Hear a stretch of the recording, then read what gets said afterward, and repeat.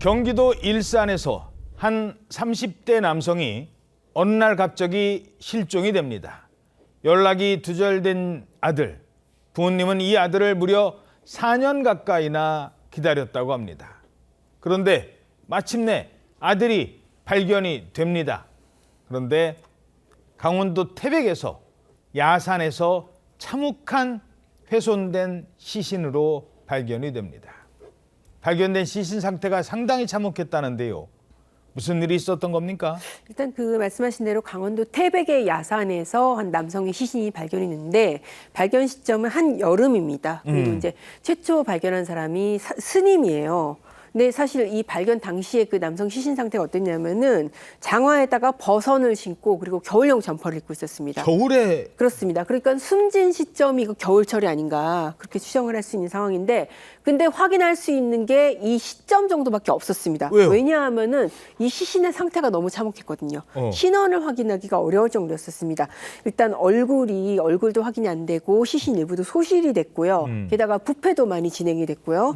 심지어 이렇게 되면은 주변에 유류품이나 신분증 뭐 이렇게 신분을 확인할 수 있는 단서라도 있어야 되는데 그런 것마저도 전혀 없었다고 합니다. 예, 소실이 됐답니다. 소실. 깊은 산속에서 나온 남성의 시신. 경찰 수사는 첫 단추, 신원 확인부터 막혀버립니다. 이 3개월이 지나서야 겨우 신원을 알 수 있었다고요? 그렇습니다. 3개월이 지났기 때문에 사실상은 많이 부패가 돼서 지문 같은 게 안 나오기 때문에 DNA 감정을 받았는데 3개월이나 걸렸던 것입니다.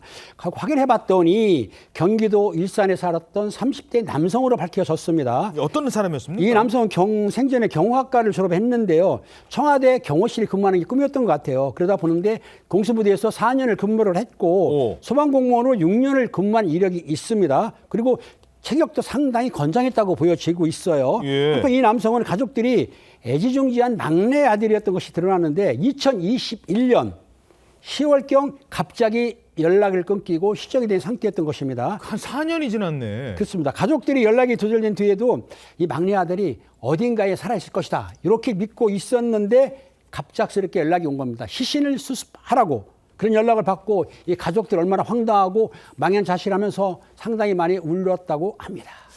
신원이 파악되자 의문은 더 커집니다. 경호학과 나온 건장한 남성, 게다가 공수부대 근무, 그런 남성이었습니다. 근데 왜 이런 훼손된 시신으로 발견이 됐을까요? 일단 유족이 가장 이해하기 어려운 미스테리라고 지적하는 점은 그 장소입니다.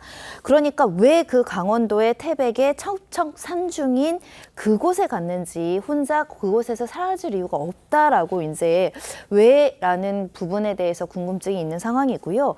특히 이 시신이 발견된 지점이요. 강원도 태백 인근 주민들 사이에서도 호랑이가 출몰하던 산길이란 뜻인 호족산으로 불리는 능선이라고 하는데 사람이 많이 드나드는 인근 경로당에서 한 30분 이상 걸어서 올라가야 될 뿐만 아니라 걸어가는 그 거리적인 어떤 내용들도 바위도 많고 낙엽도 뒤엉켜서 가기가 어려운 가파른 산길이기 때문에 평소에는 거의 드나드는 사람이 없는 한적한 곳이라고 합니다. 자, 이 사건은 아직 해결되는 게 아니에요. 발생 사건입니다.